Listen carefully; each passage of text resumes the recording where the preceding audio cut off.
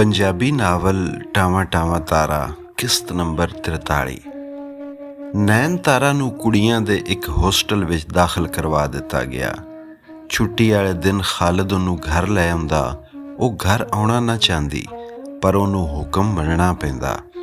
ਇਸ ਬਹਾਨੇ ਸਕੂਲ ਤੇ ਹੋਸਟਲ ਦੇ ਬੰਦ-ਬੰਦ ਮਾਹੌਲ ਵਿੱਚੋਂ ਵੀ ਇੱਕ ਅੱਧੇ ਦਿਨ ਲਈ ਛੁਟਕਾਰਾ ਮਿਲ ਜਾਂਦਾ। ਆਂਟੀ ਉਹਦੇ ਨਾਲ ਸਿੱਧੇ ਮੂੰਹ ਗੱਲ ਨਾ ਕਰਦੀ। ਬਾਲ ਵੀ ਮਾਂ ਤੋਂ ਡਰਦੇ ਪਰਾਂ ਰਹਿੰਦੇ। ਸ਼ੂਦਰਾਂ ਵਾਂਗੂ ਉਹਦਾ ਵੱਖਰਾ ਕਮਰਾ ਤੇ ਖਾਣ ਪੀਣ ਦੇ ਭਾਂਡੇ ਸਨ।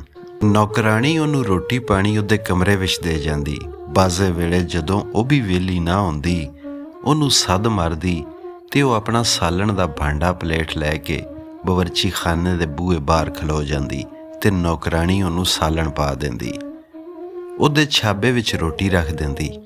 ਖਾਲਿਦ ਨੂੰ ਇਹ ਸਭ ਕੁਝ ਚੰਗਾ ਨਹੀਂ ਸੀ ਲੱਗਦਾ। ਉਹਨੂੰ ਪਿੰਡ ਦੇ ਈਸਾਈ ਤੇ ਚੂੜੇ ਕਾਮੇ ਯਾਦ ਆਉਂਦੇ, ਜਿਨ੍ਹਾਂ ਨੂੰ ਚੁਦਰਾਣੀਆਂ ਇਸੇ ਤਰ੍ਹਾਂ ਰੋਟੀ ਟੁੱਕਰ ਦਿੰਦੀਆਂ ਸਨ ਤੇ ਉਹਨਾਂ ਹੁੱਕੇ ਦੀ ਵਾਰੀ ਲਾਣੀ ਹੁੰਦੀ ਤੇ ਹਵੇਜੇ ਥੱਲੇ ਹੱਥ ਰੱਖ ਕੇ ਸੰਗ ਕੌੜਾ ਕਰਦੇ। ਪਰ ਉਹ ਚੁੱਪ ਰਹਿੰਦਾ, ਬੋਲਦਾ ਤੇ ਘਰ ਵਿੱਚ ਲੜਾਈ ਪੈ ਜਾਂਦੀ। ਉਹਨੇ ਨੈਣ ਤਾਰਾ ਨੂੰ ਵੀ ਸਮਝਾ ਦਿੱਤਾ ਸੀ ਭਈ ਉਹ ਐਸੇ ਹਾਲ ਵਿੱਚ ਗੁਜ਼ਾਰਾ ਕਰੇ, ਦਿਲ ਬਹਿੜਾ ਨਾ ਕਰੇ ਤੇ ਚੰਗੇ ਦਿਨਾਂ ਤੇ ਕਿਸੇ ਤਬਦੀਲੀ ਦੀ ਉਡੀਕ ਰੱਖੇ। ਉਹ ਸਿਆਣੀ ਤੇ ਸਾਬਰ ਕੁੜੀ ਸੀ, ਸਾਰੇ ਹਾਲਾਤ ਨੂੰ ਸਮਝ ਗਈ ਸੀ। ਉਹਨੂੰ ਇਸ ਗੱਲ ਦਾ ਵੀ ਅੰਦਾਜ਼ਾ ਹੋ ਗਿਆ ਸੀ ਭਈ ਇਹ ਵਤਕਰਾ ਤੇ ਸਲੂਕ ਭਾਵੇਂ ਤਕਲੀਫ ਦੇਣ ਵਾਲਾ ਸੀ, ਪਰ ਉਸ ਐਸ਼ ਆਰਾਮ ਵਾਲੇ ਮਾਹੌਲ ਨਾਲੋਂ ਚੰਗਾ ਸੀ ਜਿਹਦੇ ਵਿੱਚ ਉਹ ਨਿਕਲ ਕੇ ਆਈ ਸੀ। ਫੇਰ ਅੰਕਲ ਇੰਨੇ ਮਿਹਰਬਾਨ ਤੇ ਚੰਗੇ ਸਨ, ਉਹਦਾ ਬਹੁਤ ਖਿਆਲ ਰੱਖਦੇ। ਉਹਨੂੰ ਚੰਗੇ ਕੱਪੜੇ ਬਣਵਾ ਕੇ ਦਿੰਦੇ, ਪੈਸੇ ਟਕੇ ਦੀ ਜਾਂ ਕਿਸੇ ਚੀਜ਼ ਦੀ ਕਮੀ ਨਾ ਹੋਣ ਦਿੰਦੇ। ਉਹ ਹਰ ਤਰ੍ਹਾਂ ਦੇ ਹਾਲਾਤ ਨਾਲ ਮੁਕਾਬਲਾ ਕਰਨ ਲਈ ਤਿਆਰ ਸੀ, ਪਰ ਮਾਂ ਲਈ ਉਹਦਾ ਅੰਦਰ ਸੜਦਾ ਦੁਖਦਾ ਰਹਿੰਦਾ। ਉਹਨੂੰ ਵੇਖਣ ਨੂੰ ਤਰਸਦੀ ਰਹਿੰਦੀ, ਪਰ ਉਹ ਆਪਣੀ ਕਿਸੇ ਸੱਦਰ ਜਾਂ ਰੀਝ ਦਾ ਕਦੀ ਇਜ਼ਹਾਰ ਨਾ ਕਰਦੀ। ਲੋੜ ਤੋਂ ਵੱਧ ਨਾ ਬੋਲਦੀ, ਚੁੱਪ-ਚੁਪੀਤੀ ਬਹਿ ਕੇ ਪੜ੍ਹਦੀ ਜਾਂ ਆਪਣੇ ਨਿੱਕੇ ਵੱਡੇ ਕੰਮ ਕਰਦੀ ਰਹਿੰਦੀ। ਜੇ ਕਦੀ ਸਫਾਈ ਵਾਲੀ ਨਾ ਹੁੰਦੀ ਤੇ ਉਹਨੂੰ ਹੁਕਮ ਮਿਲਦਾ ਤੇ ਉਹ ਬੋਕਰਬਾਰੀ ਕਰ ਦਿੰਦੀ, ਫਰਸ਼ ਧੋ ਦਿੰਦੀ ਜਾਂ ਆਂਟੀ ਦੀਆਂ ਦੱਸੀਆਂ ਹੋਈਆਂ ਹੱਦਾਂ ਅੰਦਰ ਰਹਿ ਕੇ ਇਹੋ ਜਿਹੇ ਹੋਰ ਘਰੇਲੂ ਕੰਮ ਕਰ ਦਿੰਦੀ। ਸਗੋਂ ਕੰਮ ਕਰਕੇ ਉਹਨੂੰ ਚੰਗਾ ਲੱਗਦਾ ਭਈ ਉਹ ਜਿਸ ਘਰ ਦਾ ਲੂਣ ਖਾਂਦੀ ਏ ਉਹਦੀ ਖਿਦਮਤ ਕਰ ਰਹੀ ਏ। ਉਹਦੇ ਹੋਸਟਲ ਦਾਖਲ ਹੋਣ ਦੇ ਕੁਝ ਦਿਨਾਂ ਪਿੱਛੋਂ ਪਿੰਡ ਤੋਂ ਅੰਕਲ ਅਨਵਰ ਆਏ ਸਨ। ਉਹਨਾਂ ਦੱਸਿਆ ਸੀ ਭਈ ਉਹਦੀ ਅੰਮੀ ਤੇ ਆਪਾ ਉਹਦੀ ਖੈਰ ਮੇਰ ਮਾਲੂਮ ਕਰਨ ਗਲੇ ਆਏ। ਉਹਨੇ ਆਖਿਆ ਉਹਨਾਂ ਨੂੰ ਮੇਰਾ ਸਲਾਮ ਆਖਣਾ ਤੇ ਦੱਸਣਾ ਭਈ ਮੈਂ ਰਾਜ਼ੀ ਖੁਸ਼ੀ ਹਾਂ। ਅੰਕਲ ਤੇ ਆਂਟੀ ਮੇਰਾ ਬਹੁਤ ਖਿਆਲ ਰੱਖਦੇ ਨੇ, ਮੇਰਾ ਕੋਈ ਫਿਕਰ ਨਾ ਕਰਨ। ਮੈਂ ਛੁੱਟੀਆਂ ਵਿੱਚ ਤੈਨੂੰ ਪਿੰਡ ਲੈ ਜਾਵਾਂਗਾ, ਕੁਝ ਦਿਨ ਆਪਾ ਕੋਲ ਰਵੀਂ। ਤੇਰੀ ਆਪਣੀ ਅੰਮੀ ਨਾਲ ਵੀ ਉੱਥੇ ਹੀ ਮੁਲਾਕਾਤ ਹੋ ਜਾਏਗੀ। ਅੱਛਾ ਅੰਕਲ। ਬਸ ਹੁਣ ਉਹਨੂੰ ਛੁੱਟੀਆਂ ਦੀ ਉਡੀਕ ਸੀ, ਪਰ ਅਜੇ ਛੁੱਟੀਆਂ ਵਿੱਚ 2 ਮਹੀਨੇ ਰਹਿੰਦੇ ਸਨ। ਨੈਣ ਤਾਰਾ ਦੇ ਘਰੋਂ ਨਿਕਲ ਜਾਣ ਪਿੱਛੋਂ ਜ਼ੀਨਤ ਘਰ ਦੀ ਸਫਾਈ ਕਰਾਈ, ਸਾਰੇ ਫਰਸ਼ ਧੁਆਏ ਤੇ ਹਰ ਚੀਜ਼ ਉੱਤੇ ਕਲਮਾ ਪੜ੍ਹ ਕੇ ਉਹਨੂੰ ਪਾਕ ਕੀਤਾ ਕਰਾਇਆ, ਪਰ ਉਹਦੀ ਤਸੱਲੀ ਨਾ ਹੋਈ। ਜੁਮੇਰਾਤ ਨੂੰ ਉਹਨੇ ਘਰ ਨੂੰ ਪਾਕ ਕਰਨ ਲਈ ਮਹਿਫਿਲ ਮਿਲਾਦ ਕਰਵਾ ਦਿੱਤੀ। ਖਾਲਿਦ ਕਚਹਿਰੀਓਂ ਪਰਤਿਆ ਤੇ ਡਰਾਇੰਗ ਰੂਮ ਵਿੱਚੋਂ ਜ਼ਨਾਨੀਆਂ ਦੀਆਂ ਨਾਤਾਂ ਪੜ੍ਹਨ ਦੀਆਂ ਆਵਾਜ਼ਾਂ ਆ ਰਹੀਆਂ ਸਨ। ਉਹ ਆਪਣੇ ਕਮਰੇ ਵਿੱਚ ਜਾ ਕੇ ਬਹਿ ਗਿਆ ਤੇ ਅਖਬਾਰ ਪੜ੍ਹਨ ਲੱਗ ਪਿਆ। ਥੋੜ੍ਹੇ ਚਿਰ ਪਿੱਛੋਂ ਜਦੋਂ ਤਬਰਕ ਵੰਡਿਆ ਜਾ ਰਿਹਾ ਸੀ, ਨੌਕਰ ਆ ਕੇ ਉਹਦੇ ਅੱਗੇ ਵੀ ਕੁਝ ਚੀਜ਼ਾਂ ਰੱਖ ਦਿੱਤੀਆਂ। ਫੇਰ ਜ਼ੀਨਤ ਚਾਹ ਲੈ ਕੇ ਆਪੂ ਆਈ। ਉਹਨੇ ਚਿੱਟੇ ਰੰਗ ਦੇ ਸਾਦਾ ਕੱਪੜੇ ਪਾਏ ਹੋਏ ਸਨ ਤੇ ਸਿਰ ਨੂੰ ਦੁਪੱਟੇ ਨਾਲ ਕੱਸ ਕੇ ਕੱਜਿਆ ਹੋਇਆ ਸੀ। ਕੁਰਾਨ ਪਾਕ ਪੜ੍ਹਨ ਤੇ ਨਾਤ ਖਾਨੀ ਪਾਰੂ ਉਹਦੇ ਚਿਹਰੇ ਉੱਤੇ ਇੱਕ ਅਜੀਬ ਜਿਹੀ ਪਾਕਿਜ਼ਗੀ, ਤਕੱਦਸ ਤੇ ਨੂਰ ਸੀ। ਉਹ ਉਹਨੂੰ ਬੜੀ ਚੰਗੀ ਲੱਗੀ। ਉਹਨੇ ਉਹਨੂੰ ਨਮਾਜ਼ ਪੜ੍ਹਦਿਆਂ ਤੇ ਤਿਲਾਵਤ ਕਰਦਿਆਂ ਅੱਗੇ ਵੀ ਇਸ ਹੁਲੀਏ ਤੇ ਰੂਪ ਵਿੱਚ ਸੈਂਕੜੇ ਵਾਰੀ ਵੇਖਿਆ ਸੀ, ਪਰ ਲੱਗਾ ਜਿਵੇਂ ਉਹਨੇ ਅੱਗੇ ਕਦੀ ਗੋ ਹੀ ਨਾ ਕੀਤਾ ਹੋਵੇ। ਉਹਨੂੰ ਉਹ ਇੱਕ ਸਾਦਾ ਤੇ ਮਾਸੂਮ ਔਰਤ ਲੱਗੀ, ਜਿਹੜੀ ਆਪਣੇ ਘਰ ਨੂੰ ਮਸੀਤ ਵਾਂਗੂ ਸਮਝਦੀ ਹੋਵੇ ਤੇ ਕਿਸੇ ਗੁਨਾਹ ਜਾਂ ਨਾਪਾਕੀ ਨਾਲ ਆਲੂਦਾ ਨਾ ਵੇਖਣਾ ਚਾਹੁੰਦੀ ਹੋਵੇ। ਇਹ ਉਹਦੀ ਮੁਹੱਬਤ ਦਾ ਸਬੂਤ ਵੀ ਸੀ ਭਈ ਉਹ ਕਿਸੇ ਨੂੰ ਇਹ ਮੁਹੱਬਤ ਵੰਡ ਕੇ ਨਹੀਂ ਦੇਣਾ ਚਾਹੁੰਦੀ ਸੀ। ਆਪਣੇ ਘਰ ਦੀ ਜੰਨਤ ਵਿੱਚ ਕਿਸੇ ਨਾਲ ਸਾਝ ਪਾਣਾ ਨਹੀਂ ਚਾਹੁੰਦੀ ਸੀ। ਉਹਨੂੰ ਉਹਦੇ ਉੱਤੇ ਬੜਾ ਪਿਆਰ ਆਇਆ, ਪਰ ਉਹਦੀਆਂ ਅੱਖਾਂ ਦੁਨਿਆਵੀ ਜਜ਼ਬਿਆਂ ਤੋਂ ਖਾਲੀ ਸਨ, ਜਿਵੇਂ ਕੋਈ ਅਪਸਰਾ ਹੋਵੇ ਜਾਂ ਜੰਨਤ ਦੀ ਹੂਰ। ਹੁਣ ਤਸੱਲੀ ਹੋ ਗਈ ਹੈ ਤੇਰੀ? ਉਹਨੇ ਪੁੱਛਿਆ। ਹਾਲੇ ਨਹੀਂ, ਉਹ ਬੋਲੀ। ਕਦੋਂ ਹੋਵੇਗੀ? ਹੁਣੇ ਦੱਸਣੀ ਆ, ਇਹ ਆਖ ਕੇ ਉਹ ਚਲੀ ਗਈ। ਫਿਰ ਥੋੜ੍ਹੇ ਚਿਰ ਪਿੱਛੋਂ ਉਹਨੇ ਕੁਰਾਨ ਪਾਕ ਲਿਆ ਕੇ ਉਹਦੇ ਅੱਗੇ ਰੱਖ ਦਿੱਤਾ। ਇਹਦੇ ਉੱਤੇ ਹੱਥ ਰੱਖੋ। ਕਿਉਂ? ਰੱਖੋ ਤੇ ਸਹੀ, ਪਰ ਕਿਉਂ? ਕੀ ਵਜ੍ਹਾ? ਇੱਕ ਸਹੁੰ ਲੈਣੀ ਹੈ। ਉਹਨੇ ਸੋਚਿਆ ਪੁੱਛਣਾ ਚਾਹੁੰਦੀ ਹੋਵੇਗੀ ਨੈਣ ਤਾਰਾ ਉਹਦੀ ਆਪਣੀ ਧੀ ਤੇ ਨਹੀਂ। ਉਹਨੇ ਕੁਰਾਨ ਪਾਕ ਉੱਤੇ ਹੱਥ ਰੱਖ ਦਿੱਤਾ। ਉਹਨੇ ਆਪੂ ਵੀ ਉਹਦੇ ਹੱਥ ਉੱਤੇ ਹੱਥ ਰੱਖ ਦਿੱਤਾ ਤੇ ਆਖਿਆ, ਮੈਂ ਵਾਅਦਾ ਕਰਨੀ ਆ, ਸਾਰੀ ਜ਼ਿੰਦਗੀ ਤੁਹਾਡੀ ਵਫਾਦਾਰ ਰਵਾਂਗੀ। ਹੁਣ ਤੁਸੀਂ ਵੀ ਵਾਅਦਾ ਕਰੋ। ਇਹ ਕੀ ਬਾਲਪਣਾ ਹੈ? ਉਹਨੇ ਹੱਥ ਚੁੱਕਣ ਦੀ ਕੋਸ਼ਿਸ਼ ਕਰਦਿਆਂ ਆਖਿਆ, ਪਰ ਉਹਨੇ ਹੱਥ ਨਾ ਚੁੱਕਣ ਦਿੱਤਾ। ਆਖਣ ਲੱਗੀ, ਮੇਰੀ ਤਸੱਲੀ ਲਈ ਕਹੋ ਨਾ, ਇਹ ਕੀ ਤਰੀਕਾ ਹੈ? ਤੁਹਾਡੇ ਦਿਲ ਵਿੱਚ ਚੋਰ ਹੈ? ਨਹੀਂ, ਫਿਰ ਆਖਦੇ ਕਿਉਂ ਨਹੀਂ ਤੁਸੀਂ ਮੇਰੇ ਵਫਾਦਾਰ ਰਹੋਗੇ? ਆਖਣ ਦੀ ਕੀ ਲੋੜ ਹੈ? ਲੋੜ ਹੈ। ਉਹਨੇ ਜ਼ਿੱਦ ਕੀਤੀ, ਤੁਹਾਨੂੰ ਕੁਰਾਨ ਪਾਕ ਦਾ ਵਾਸਤਾ ਹੈ। ਮੈਂ ਦੂਜਾ ਵਿਆਹ ਨਹੀਂ ਕਰਾਂਗਾ, ਉਹਨੇ ਆਖਿਆ। ਦਿਲ ਵਿੱਚ ਕਿਸੇ ਹੋਰ ਦਾ ਖਿਆਲ ਵੀ ਨਹੀਂ ਲਿਆਵਾਂਗਾ। ਉਹਨੇ ਲੁਕਮਾ ਦਿੱਤਾ, ਇਹ ਵੀ ਆਖੋ। ਬਸ ਇਹ ਕਾਫੀ ਏ, ਉਹਨੇ ਆਖਿਆ ਤੇ ਹੱਥ ਚੁੱਕ ਲਿਆ। ਖਿਆਲਾਂ ਵਾਲੀ ਗੱਲ ਗਲਤ ਏ। ਖਿਆਲਾਂ ਉੱਤੇ ਤੇ ਵਸ ਨਹੀਂ ਹੁੰਦਾ। ਭੈੜੇ ਚੰਗੇ ਖਿਆਲ ਬੰਦੇ ਨੂੰ ਆਉਂਦੇ ਰਹਿੰਦੇ ਨੇ। ਮੈਨੂੰ ਗੁਨਾਹਗਾਰ ਨਾ ਬਣਾ। ਚਲੋ ਠੀਕ ਏ, ਤੁਸਾਂ ਵਿਆਹ ਨਾ ਕਰਨ ਦਾ ਵਾਅਦਾ ਤੇ ਕੀਤਾ ਏ। ਤੁਹਾਡਾ ਮੇਰਾ ਕੁਰਾਨ ਜ਼ਾਮਨ ਏ। ਉਹਨੇ ਕੁਰਾਨ ਪਾਕ ਨੂੰ ਚੁੰਮਿਆ, ਅੱਖਾਂ ਨਾਲ ਲਾਇਆ ਤੇ ਲੈ ਕੇ ਟੁਰ ਗਈ। ਉਹਦੀਆਂ ਅੱਖਾਂ ਵਿੱਚ ਅਥਰੂ ਆ ਗਏ। ਇੰਜ ਲੱਗਾ ਜਿਵੇਂ ਉਹ ਉਹਦੇ ਅੰਦਰ ਹੁੰਝਾ ਫੇਰ ਗਈ ਹੋਵੇ।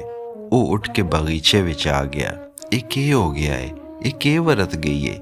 ਮਾਸੂਮ ਤੇ ਫਰਿਸ਼ਤਾ ਦਿਸਣ ਵਾਲੀ ਔਰਤ ਵਿੱਚੋਂ ਕਿੰਨੀ ਚਲਾਕ ਤੇ ਖਚਰੀ ਏ।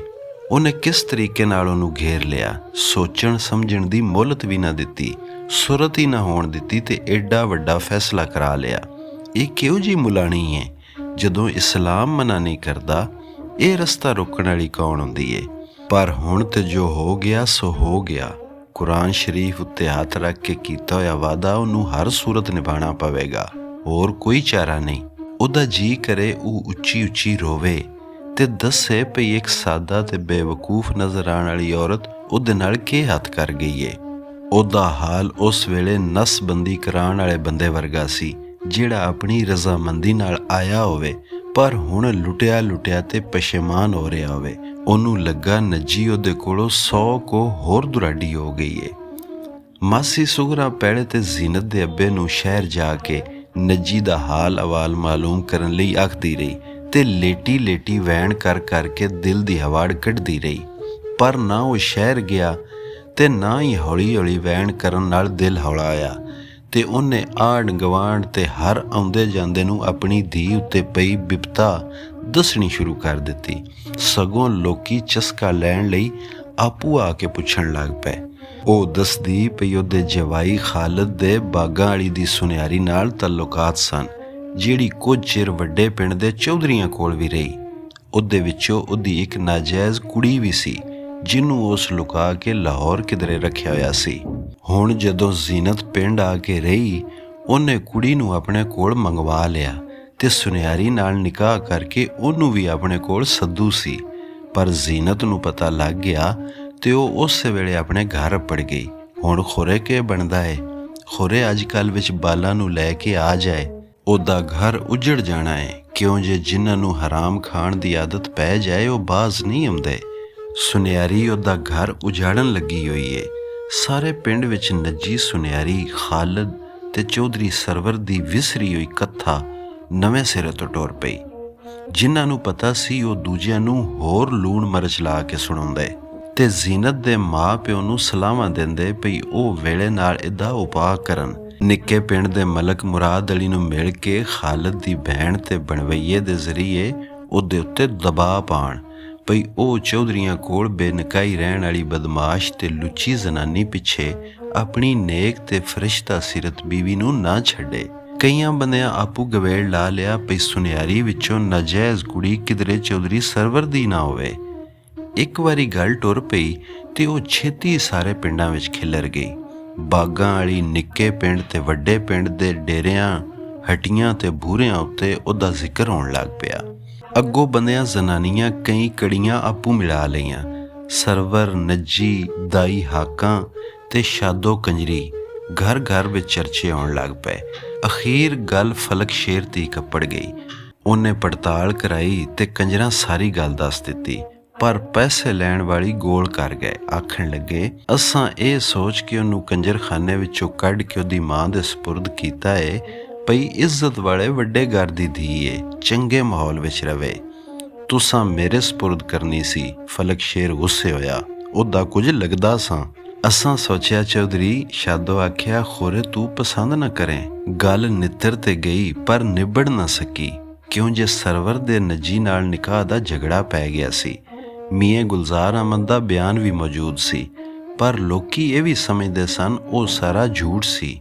ਉਹ ਬੇਨਿਕਾਹੀ ਉਹਦੇ ਕੋਲ ਰਹੀ ਸੀ। ਜੇ ਨਿਕਾਹ ਕੀਤਾ ਹੁੰਦਸ ਤੇ ਦਾਈ ਹਾਕਾਂ ਨੂੰ ਕੁੜੀ ਦਾ ਗਲ ਘੁੱਟ ਕੇ ਮਾਰ ਛੱਡਣ ਲਈ ਕਦੀ ਨਾ ਆਖਦੇ, ਨਾ ਉਹ ਕੰਜਰਾਂ ਦੇ ਹਵਾਲੇ ਕਰਦੀ। ਇੱਕ ਹੋਰ ਝਗੜਾ ਪੈ ਗਿਆ ਭਈ ਜੇ ਉਹ ਜਾਇਜ਼ ਔਲਾਦ ਸੀ ਤੇ ਫਿਰ ਉਹਦਾ ਪਿਓ ਦੀ ਜਾਇਦਾਦ ਵਿੱਚ ਕਿਤਨਾ ਹਿੱਸਾ ਸੀ, ਤੇ ਜੇ ਨਾਜਾਇਜ਼ ਔਲਾਦ ਸੀ ਤੇ ਫਿਰ ਹਿੱਸਾ ਬਣਦਾ ਸੀ ਕਿ ਨਹੀਂ। ਫਲਕ ਸ਼ੇਰ ਨੂੰ ਪਿੱਸੂ ਪੈ ਗਏ। ਉਸ ਆਖਿਆ, ਉਹ ਕੁੜੀ ਜਾਇਜ਼ ਸੀ ਜਾਂ ਨਾਜਾਇਜ਼ ਸੀ, ਪਰ ਉਹਦੇ ਚਾਚੇ ਦੀ ਧੀ ਏ। ਉਹ ਉਹਨੂੰ ਰੁਲਣ ਨਹੀਂ ਦੇਵੇਗਾ, ਨਾ ਆਪਣੇ ਖਾਨਦਾਨ ਦੀ ਇੱਜ਼ਤ ਦੂਜਿਆਂ ਕੋਲ ਰਹਿਣ ਦੇਵੇਗਾ। ਬਾਸੂ ਤੇ ਆਪਾਂ ਇਹ ਸਾਰੀਆਂ ਗੱਲਾਂ ਸੁਣ ਕੇ ਪਰੇਸ਼ਾਨ ਹੋ ਗਏ ਤੇ ਖਾਲਦ ਨੂੰ ਆ ਕੇ ਦੱਸਿਆ ਉਹਨੇ, ਪਰ ਅਨਵਰ ਸੁਣ ਕੇ ਜ਼ਰਾ ਵੀ ਪਰੇਸ਼ਾਨ ਨਾ ਹੋਇਆ। ਉਹਨੇ ਆਖਿਆ, ਠੀਕ ਏ, ਜੇ ਗੱਲ ਖੋਲੀ ਗਈ ਏ ਤੇ ਫਿਰ ਉਹ ਕੁੜੀ ਨੂੰ ਆਪਣੇ ਪਿਓ ਦੀ ਜਾਇਜ਼ ਔਲਾਦ ਮਨਵਾ ਕੇ ਤੇ ਜ਼ਮੀਨ ਵਿੱਚੋਂ ਹਿੱਸਾ ਦਿਵਾ ਕੇ ਹੀ ਛੱਡੇਗਾ। ਉਹਨੇ ਇਸ ਮਕਸਦ ਲਈ ਖਾਲਦ ਨੂੰ ਕੇਸ ਕਰਨ ਦਾ ਵੀ ਆਖਿਆ। ਜ਼ੀਨਤ ਦਾ ਪਿਓ ਨਿੱਕੇ ਪਿੰਡ ਮਲਕ ਮੁਰਾਦ ਅਲੀ ਕੋਲ ਗਿਆ ਤੇ ਤਰਲਾ ਕੀਤਸ, ਸਾਡੀ ਧੀ ਦਾ ਉਜੜਦਾ ਘਰ ਬਚਾ ਲਓ, ਤੁਸੀਂ ਪਿੰਡ ਦੇ ਮਾਲਕ ਹੋ। ਖਾਲਦ ਦੀ ਭੈਣ ਤੇ ਬਣਵਈਏ ਨੂੰ ਆਖ ਕੇ ਕੁੜੀ ਸਾਈਆਂ ਦੇ ਸਪੁਰਦ ਕਰਵਾ ਦਿਓ। ਮਲਕ ਹਾਮੀ ਭਰ ਲਈ ਪਈ ਉਹ ਬਾਸੂ ਕੁਮਾਰ ਨਾਲ ਗੱਲ ਕਰੇਗਾ। ਪਰ ਰਾਤ ਨੂੰ ਜਦੋਂ ਉਹਨੇ ਆਪਣੇ ਘਰ ਵਿੱਚ ਇਹ ਗੱਲ ਕੀਤੀ, ਉਹਦੀ ਨੂੰਹ ਆਸ਼ੀ ਆਖਿਆ, ਸਾਨੂੰ ਇਸ ਮਾਮਲੇ ਵਿੱਚ ਪੈਣ ਦੀ ਕੋਈ ਲੋੜ ਨਹੀਂ। ਕਿਉਂ ਲੋੜ ਨਹੀਂ? ਮਲਕ ਮੁਰਾਦ ਅਲੀ ਆਖਿਆ, ਦੂਜੇ ਪਿੰਡ ਦਾ ਇੱਕ ਬੰਦਾ ਟੁਰ ਕੇ ਮੇਰੇ ਕੋਲ ਆਇਆ ਏ। ਧੀ ਭੈਣ ਦੇ ਉਜੜਨ ਵਸਣ ਦਾ ਮਸਲਾ ਏ। ਅਸੀਂ ਨਹੀਂ ਨਿਬੇੜਾਂਗੇ ਤੇ ਕੌਣ ਨਿਬੇੜੇਗਾ? ਇਹ ਉਹਨਾਂ ਦਾ ਜ਼ਾਤੀ ਮਸਲਾ ਏ। ਆਸ਼ੀ ਆਖਿਆ, ਪਿੰਡ ਵਿੱਚ ਕੋਈ ਮਸਲਾ ਕਿਸੇ ਦਾ ਜ਼ਾਤੀ ਨਹੀਂ ਹੁੰਦਾ। ਮਲਕ ਆਖਿਆ, ਮਾੜਿਆਂ ਦੀ ਹਮਦਰਦੀ ਤੇ ਹਮਾਇਤ ਸਾਡਾ ਫਰਜ਼ ਏ। ਜੇ ਉਹ ਨਾ ਮੰਨੇ ਤੇ ਫਿਰ ਤੁਹਾਡੇ ਪੱਲੇ ਕੀ ਰਹਿ ਜਾਵੇਗਾ? ਉਹਨਾਂ ਦੀ ਕੀ ਮਜਾਲ? ਮਲਕ ਮੁਰਾਦ ਅਲੀ ਆਖਿਆ, ਮੇਰੀ ਗੱਲ ਨਾ ਮੰਨਣ, ਉਹ ਕੋਈ ਕਮੀ ਜਾਂ ਸਾਡੇ ਮਜ਼ਾਰੇ ਨਹੀਂ। ਆਸ਼ੀ ਆਖਿਆ, ਆਪਣੇ ਘਰੋਂ ਖਾਂਦੇ ਨੇ। ਜੇ ਤੁਹਾਡਾ ਰੋਬ ਮੰਦੇ ਹੁੰਦੇ ਤੇ ਬੋਏ ਦਾ ਕਬਜ਼ਾ ਨਾ ਲੈ ਸਕਦੇ। ਤੂੰ ਬੜੀ ਹਮਾਇਤ ਕਰਨੀ ਹੈ ਉਹਨਾਂ ਦੀ। ਮਲਕ ਮੁਰਾਦ ਅਲੀ ਨੂੰ ਕੌੜ ਚੜ੍ਹ ਗਈ। ਮੈਂ ਹਮਾਇਤ ਨਹੀਂ ਕਰ ਰਹੀ, ਤੁਹਾਨੂੰ ਸਹੀ ਮਸ਼ਵਰਾ ਦੇ ਰਹੀ ਹਾਂ। ਤੂੰ ਆਪਣਾ ਮਸ਼ਵਰਾ ਆਪਣੇ ਕੋਲ ਰੱਖ, ਮੈਂ ਕੋਈ ਮੰਗਿਆ ਹੈ? ਮਲਕ ਮੁਰਾਦ ਆਖਿਆ, ਇਹ ਮਰਦਾਂ ਦੇ ਕਰਨ ਵਾਲੀਆਂ ਗੱਲਾਂ ਨੇ। ਅਸੀਂ ਜ਼ਨਾਨੀਆਂ ਤੋਂ ਸਲਾਹਾਂ ਨਹੀਂ ਲੈਂਦੇ ਹੁੰਦੇ। ਕਿਉਂ? ਜ਼ਨਾਨੀਆਂ ਨੂੰ ਅੱਲਾ ਅਕਲ ਨਹੀਂ ਦਿੱਤੀ? ਉਹਨਾਂ ਦੀ ਅਕਲ ਗਿਟਿਆਂ ਵਿੱਚ ਹੁੰਦੀ ਏ। ਮਲਕ ਮੁਰਾਦ ਅਲੀ ਆਖਿਆ, ਸੁਣਿਆ ਨਹੀਂ ਆ ਖੁਰੀ ਜਿਨਾਂਦੀ ਮੱਤ? ਇਹ ਪੁਰਾਣੀਆਂ ਗੱਲਾਂ ਨੇ, ਸਾਨੂੰ ਨਵੀਆਂ ਗੱਲਾਂ ਸੁਣਨ ਤੇ ਕਰਨ ਦੀ ਲੋੜ ਵੀ ਨਹੀਂ। ਚੰਗਾ, ਕਰ ਲਓ ਜਿਵੇਂ ਮਰਜ਼ੀ ਜੇ। ਆਸ਼ੀ ਆਖਿਆ, ਚੱਖ ਲਓ ਸਵਾਦ। ਤੂੰ ਕੁਝ ਬਹੁਤੀ ਤਰੀਖੀ ਨਹੀਂ ਹੋ ਗਈ? ਮਲਕ ਮੁਰਾਦ ਆਖਿਆ, ਤੈਨੂੰ ਇਹਨਾਂ ਪਰਿਆਂ ਦੀਆਂ ਗੱਲਾਂ ਦਾ ਕੀ ਪਤਾ? ਚੱਲ ਜਾ ਕੇ ਆਪਣਾ ਕੰਮ ਕਰ ਤੇ ਹਰ ਗੱਲ ਵਿੱਚ ਟੰਗ ਨਾ ਅੜਾਇਆ ਕਰ। ਆਸ਼ੀ ਨੂੰ ਭੈੜਾ ਤੇ ਲੱਗਾ, ਪਰ ਉਹ ਚੁੱਪ ਕਰਕੇ ਉੱਠ ਗਈ। ਰਾਤ ਨੂੰ ਉਹਨੇ ਵਾਰਸ ਨੂੰ ਦੱਸਿਆ ਤੇ ਉਹਨੇ ਆਖਿਆ, ਅੱਬਾ ਠੀਕ ਆਖਦਾ ਏ, ਤੈਨੂੰ ਇਹਨਾਂ ਗੱਲਾਂ ਵਿੱਚ ਨਹੀਂ ਆਉਣਾ ਚਾਹੀਦਾ। ਨਾਲੇ ਤੂੰ ਉਸ ਘਰ ਦੀ ਹਮਾਇਤ ਨਾ ਕਰਿਆ ਕਰ, ਮੈਨੂੰ ਚੰਗਾ ਨਹੀਂ ਲੱਗਦਾ। ਉਹਦਾ ਜੀ ਕੀਤਾ ਪਈ ਆਖੇ, ਜਿਵੇਂ ਦਾ ਪਿਓ ਉਵੇਂ ਦਾ ਪੁੱਤਰ, ਖਾਓ ਖਸਮਾਂ ਨੂੰ। ਪਰ ਇਹੋ ਜਿਹੀਆਂ ਗੱਲਾਂ ਉਹ ਦਿਲ ਵਿੱਚ ਕਰਦੀ ਹੁੰਦੀ ਸੀ। ਉਧਰੋਂ ਫਲਕ ਸ਼ੇਰ ਦਾ ਸੁਨੇਹਾ ਆ ਗਿਆ ਭਈ ਕੁੜੀ ਸਾਡੇ ਸਪੁਰਦ ਕਰੋ। ਉਧਰੋਂ ਮਲਕ ਮੁਰਾਦ ਅਲੀ ਘਰ ਸਦਵਾ ਕੇ ਦਾਬਾ ਮਾਰਿਆ ਭਈ ਕੁੜੀ ਉਹਦੇ ਵਾਰਸਾਂ ਦੇ ਹਵਾਲੇ ਕਰੋ। ਬਾਸੂ ਪਰੇਸ਼ਾਨ ਹੋ ਗਿਆ, ਪਰ ਉਹਨੇ ਕਿਸੇ ਨੂੰ ਕੋਈ ਠੁੱਕ ਦਾ ਜਵਾਬ ਨਾ ਦਿੱਤਾ। ਇਹੋ ਆਖਿਆ ਭਈ ਉਹ ਸਲਾਹ ਕਰਕੇ ਦੱਸੇਗਾ।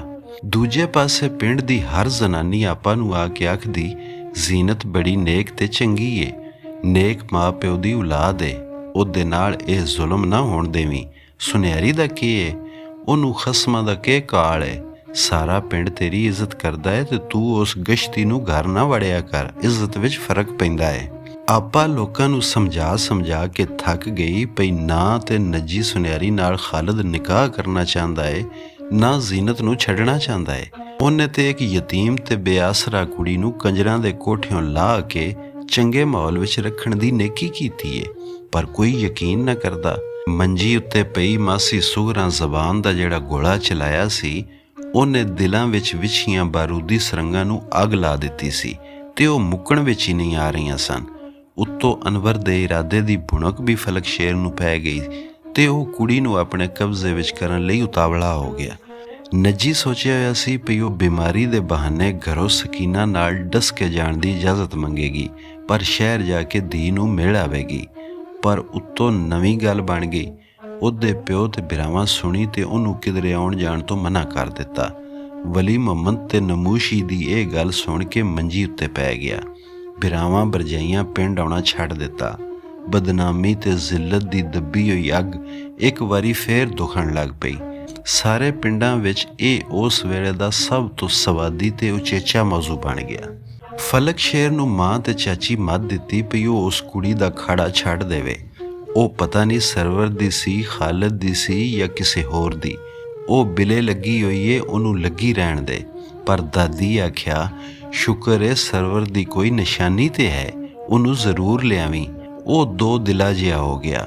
ਉਹਨੂੰ ਫਿਕਰ ਸਿਰਫ ਇਹੋ ਸੀ, ਸ਼ਰੀਕ ਉਸ ਕੁੜੀ ਨੂੰ ਬੋਏ ਦਾ ਹਿੱਸਾ ਦਿਵਾਉਣ ਦੀ ਕੋਸ਼ਿਸ਼ ਕਰਨਗੇ।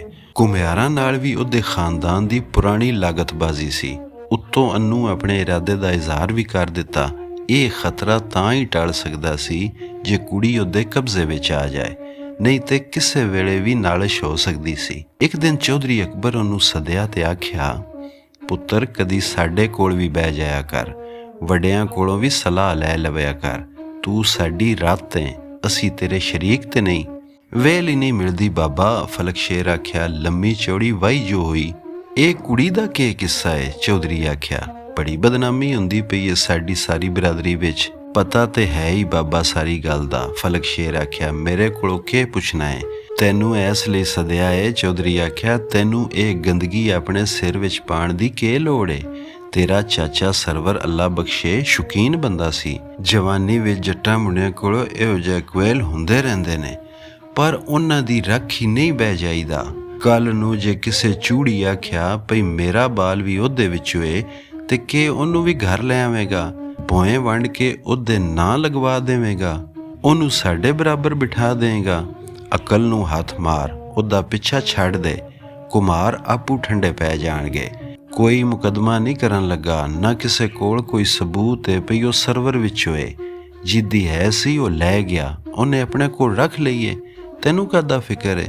ਤੇ ਸੁੱਤੀਆਂ ਕਲਾਂ ਜਗਾਉਣ ਦੀ ਕੀ ਲੋੜ ਏ? ਉਹਨੂੰ ਆਪੇ ਪੇਟੇ ਨਾ ਪਾ, ਦਫਾ ਰਹਿਣ ਦੇ ਸੂ। ਕਈ ਸੋਹਣੀ ਤੇ ਅਕਲ ਦੀ ਗੱਲ ਕੀਤੀ ਏ ਚੌਧਰੀ ਹੋਰਾਂ, ਅੱਲਾ ਦਿੱਤੇ ਆਖਿਆ। ਵੱਡੇ ਬੰਦਿਆਂ ਦੀਆਂ ਵੱਡੀਆਂ ਗੱਲਾਂ।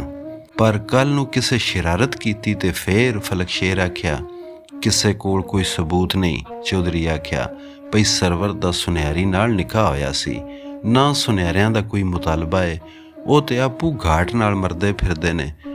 ਤੂੰ ਥਾਣੇ ਵਾਲੇ ਰਿਕਾਰਡ ਦਾ ਫਿਕਰ ਨਾ ਕਰ, ਆਖੇਗਾ ਤੇ ਉਹ ਲੱਭੇਗਾ ਹੀ ਨਹੀਂ। ਪਰ ਅਨੂੰ ਕੁਮਾਰ ਤੇ ਖਾਲਦ, ਉਹ ਵਕੀਲ ਏ। ਤੂੰ ਕੁੜੀ ਦਾ ਪਿੱਛਾ ਛੱਡ ਦੇ, ਉਹ ਕੁਝ ਨਹੀਂ ਕਰਨ ਲੱਗੇ, ਮੇਰਾ ਜ਼ਿੰਮਾ। ਠੀਕ ਹੈ, ਫਲਕ ਸ਼ੇਰ ਆਖਿਆ। ਅੱਜ ਤੋਂ ਸਾਡਾ ਉਹਦੇ ਨਾਲ ਕੋਈ ਤਲਕ ਨਹੀਂ। ਉਹ ਚਾਚੇ ਸਰਵਰ ਵਿੱਚੋਂ ਨਹੀਂ, ਖਾਲਦ ਵਿੱਚੋਂ ਏ। ਉਹ ਜਾਣੇ ਤੇ ਉਹਦਾ ਕੰਮ। ਸ਼ਾਬਾਸ਼ ਏ, ਚੌਧਰੀ ਆਖਿਆ। ਕੰਜਰਾਂ ਨੂੰ ਮੈਂ ਦਬਕਾ ਮਾਰ ਦਿਆਂਗਾ, ਉਹ ਵੀ ਅੱਗੇ ਤੋਂ ਸਰਵਰ ਦਾ ਨਾਂ ਨਾ ਲੈਣ। ਮੈਂ ਆਪੂ ਉਹਨਾਂ ਨੂੰ ਸਮਝਾ ਦਿਆਂਗਾ ਚੰਗੀ ਤਰ੍ਹਾਂ, ਫਲਕ ਸ਼ੇਰ ਆਖਿਆ। ਆਹੋ ਬਈ, ਚੌਧਰੀ ਹੱਸ ਕੇ ਆਖਿਆ। ਤੂੰ ਚੰਗਾ ਸਮਝਾ ਸਕਣਾ ਹੈ, ਜਵਾਨ ਜੋ ਹੋਇਓ, ਨਾਲੇ ਚਾਚੇ ਦਾ ਭੁੱਖਾ ਵੀ ਹੋਇਓਸ, ਅੱਲਾ ਦਿੱਤੇ ਆਖਿਆ। ਫਲਕ ਸ਼ੇਰ ਘੂਰੀ ਵੱਟ ਕੇ ਉਹਦੇ ਵੱਲ ਵੇਖਿਆ ਤੇ ਉੱਠ ਖਲੋਤਾ। ਠੀਕ ਹੈ ਬਾਬਾ, ਕਦੀ ਕਦੀ ਆ ਜਾਇਆ ਕਰ ਡੇਰੇ ਵਿੱਚ, ਚੌਧਰੀ ਅਕਬਰ ਆਖਿਆ। ਮੇਰੇ ਕੋਲੋਂ ਤੇ ਹੁਣ ਟੁਰਨ ਨਹੀਂ ਆਉਂਦਾ, ਜੋੜਾਂ ਦੀ ਪੀੜ ਲੈ ਬੈਠੀ ਏ। ਫਲਕ ਸ਼ੇਰ ਦੇ ਜਾਣ ਪਿੱਛੋਂ ਅੱਲਾ ਦਿੱਤੇ ਆਖਿਆ। ਚੌਧਰੀ ਸਾਹਿਬ, ਤੁਸੀਂ ਹੁਣ ਟੁਰ ਕੇ ਕਰਨਾ ਵੀ ਕੀ ਏ? ਬਥੇਰਾ ਟੁਰ ਫਿਰ ਲਿਆ ਏ, ਹੁਣ ਤੇ ਟੁਰਨ ਦੀ ਤਿਆਰੀ ਕਰੋ। ਵੱਧਦੇ ਆ ਬੀਆ, ਚੌਧਰੀ ਆਖਿਆ। ਅੱਕ ਗਏ ਮੇਰੇ ਕੋਲੋਂ। ਇਕੱਠੇ ਚੱਲਾਂਗੇ ਚੌਧਰੀ ਸਾਹਿਬ, ਅੱਲਾ ਦਿੱਤੇ ਆਖਿਆ। ਹੂਰਾਂ ਕੋਲੋਂ ਤੁਹਾਡੀਆਂ ਲੱਤਾਂ ਗੁੱਡੀਆਂ ਜਾਣੀਆਂ ਨੇ ਤੇ ਗਿਲਮਾਨਾ ਤੂੰ ਹੁੱਕਾ ਪਾਇਆ ਜਾਣਾ ਏ। ਮੈਂ ਉੱਥੇ ਵੀ ਨਾਲ ਹੀ ਹੋਵਾਂਗਾ, ਫਿਕਰ ਨਾ ਕਰੋ। ਓਏ ਜੰਨਤ ਵਿੱਚ ਵੀ ਹੁੱਕਾ?